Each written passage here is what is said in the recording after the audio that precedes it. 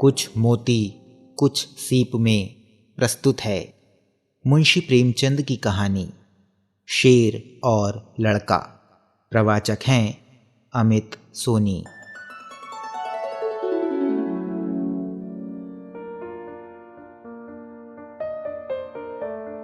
बच्चों, शेर तो शायद तुमने ना देखा हो, लेकिन उसका नाम तो सुना ही होगा। शायद उसकी तस्वीर देखी हो और उसका हाल भी पढ़ा हो। शेर अक्सर जंगलों और कछारों में रहता है। कभी कभी वो उन जंगलों के आसपास के गांवों में आ जाता है और आदमी और जानवरों को उठा ले जाता है। कभी कभी उन जानवरों को मारकर खा जाता है जो जंगलों में चरने जाया करते हैं।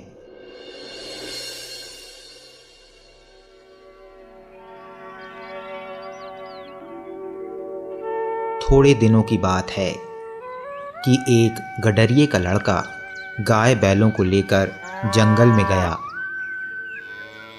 और उन्हें जंगल में छोड़कर आप एक झरने के किनारे मछलियों का शिकार खेलने लगा।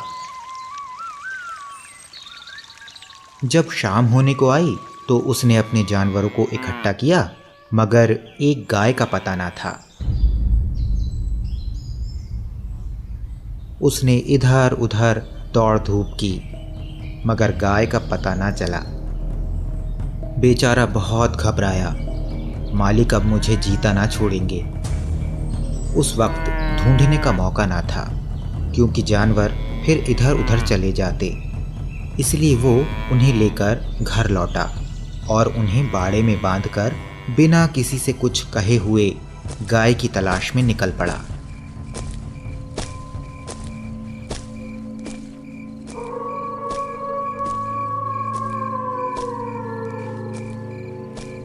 उस छोटे लड़के की यह हिम्मत देखो। अंधेरा हो रहा है, चारों तरफ सन्नाटा छाया हुआ है, जंगल भाएं भाएं कर रहा है, गीदड़ों का हौवाना सुनाई दे रहा है, पर वो बेखौफ जंगल में बढ़ा चला जाता है।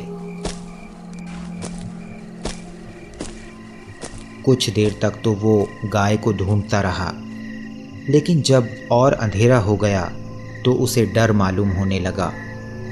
जंगल में अच्छे अच्छे आदमी डर जाते हैं, उस छोटे से बच्चे का कहना ही क्या। मगर जाए कहाँ। जब कुछ ना सूझी तो एक ऊंचे पेड़ पर चढ़ गया और उसी पर रात काटने की ठान ली। उसने पक्का इरादा कर लिया था कि बगैर गाय को लिए घर ना लौटूंगा। दिन भर का थका मांदा तो था, उसे जल्दी नींद आ गई। नींद चारपाई और बिछावन नहीं ढूंढती। अचानक पेड़ इतनी जोर से हिलने लगा कि उसकी नींद खुल गई। वो गिरते गिरते बच गया। सोचने लगा, पेड़ कौन हिला रहा है। आंखें मलकर नीचे की तरफ देखा तो उसके रोए खड़े हो गए। एक शेर पेड़ के नीचे खड़ा उसकी तरफ ललचाई हुई आंखों से ताक रहा था। उसकी जान सूख गई। वो दोनों हाथों से डाल से चिमट गया। नींद भाग गई। कई घंटे गुजर गए, पर शेर वहां से जरा भी ना हिला। वो बार बार गुर्राता और उछल उछल कर लड़के को पकड़ने की कोशिश करता। कभी कभी तो वो इतने नजदीक आ जाता कि लड़का जोर से चिल्ला उठता। रात ज्यों ज्यों करके कटी, सवेरा हुआ।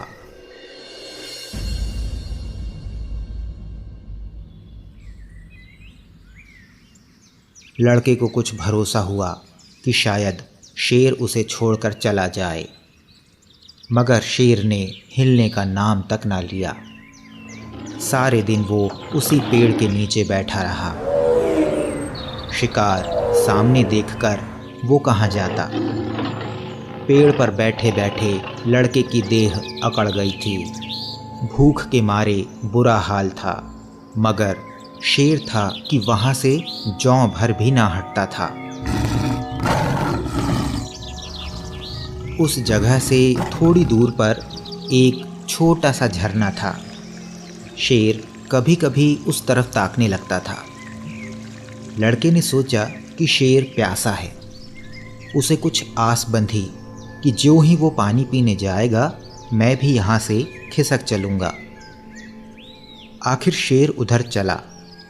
लड़का पेड़ पर से उतरने की फिक्र कर ही रहा था कि शेर पानी पीकर लौट आया। शायद उसने भी लड़के का मतलब समझ लिया था। वो आते ही इतने जोर से चिल्लाया और ऐसा उछला कि लड़के के हाथ पांव ढीले पड़ गए, जैसे वो नीचे गिर रहा हो। मालूम होता था हाथ पांव पेट में घुसे जा रहे हैं। ज्यों-त्यों करके वो दिन भी बीत गया। ज्यों-ज्यों रात होती जाती थी, शेर की भूख भी तेज होती जाती थी। शायद उसे यह सोच सोच कर गुस्सा आ रहा था कि खाने की चीज़ सामने रखी है और मैं 2 दिन से भूखा बैठा हूँ। क्या आज भी एकादशी रहेगी? वो रात भी उसे ताकते ही बीत गई।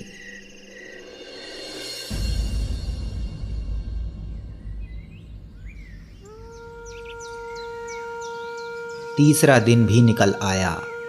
मारे भूख के उसकी आंखों में तितलियां सी उड़ने लगीं। डाल पर बैठना भी उसे मुश्किल मालूम होता था। कभी कभी तो उसके जी में आता कि शेर मुझे पकड़ ले और खा जाए। उसने हाथ जोड़कर ईश्वर से विनय की, भगवान, क्या तुम मुझ गरीब पर दया ना करोगे? शेर को भी थकावट मालूम हो रही थी। बैठे बैठे उसका जी ऊब गया। वो चाहता था किसी तरह जल्दी से शिकार मिल जाए।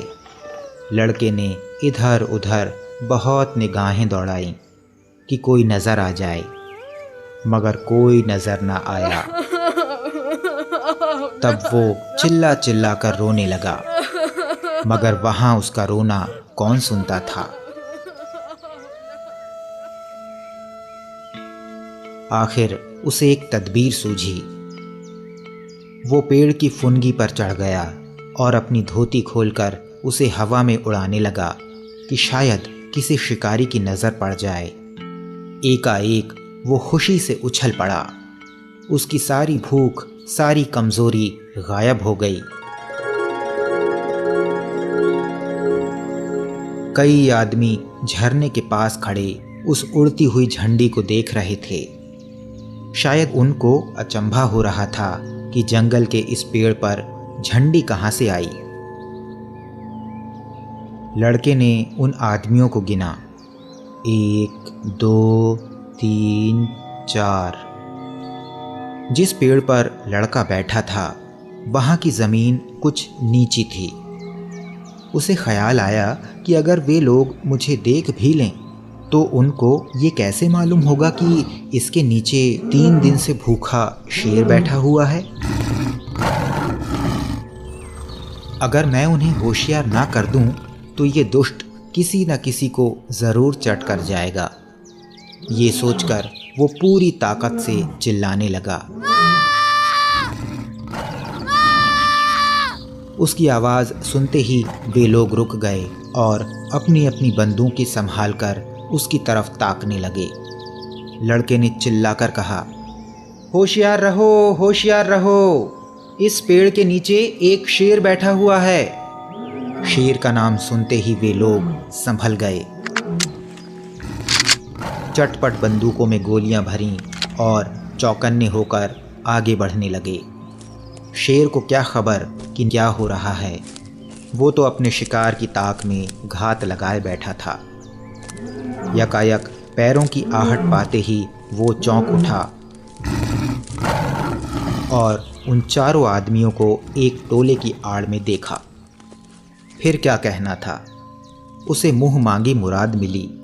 भूख में सब्र कहाँ। वो इतने जोर से गरजा कि सारा जंगल हिल गया और उन आदमियों की तरफ जोर से जस्त मारी। मगर वो लोग पहले ही से तैयार थे। चारों ने एक साथ गोली चलाई। दन दन दन दन आवाज हुई। चिड़ियां पेड़ों से उड़ उड़कर भागने लगीं।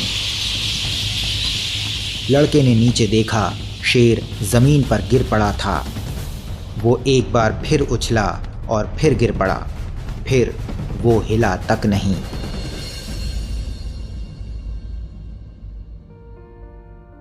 लड़के की खुशी का क्या पूछना, भूख प्यास का नाम तक ना था।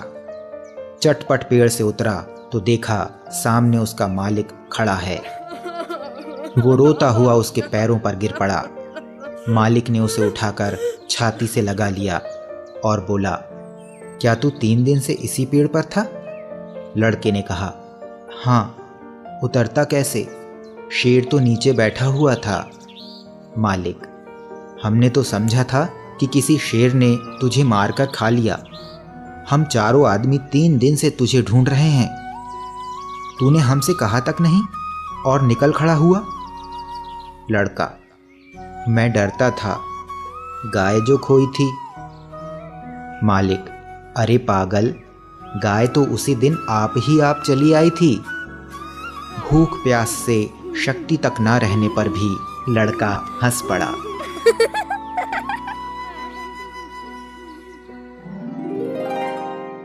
ये थी मुंशी प्रेमचंद की कहानी शेर और लड़का। प्रवाचक थे अमित सोनी।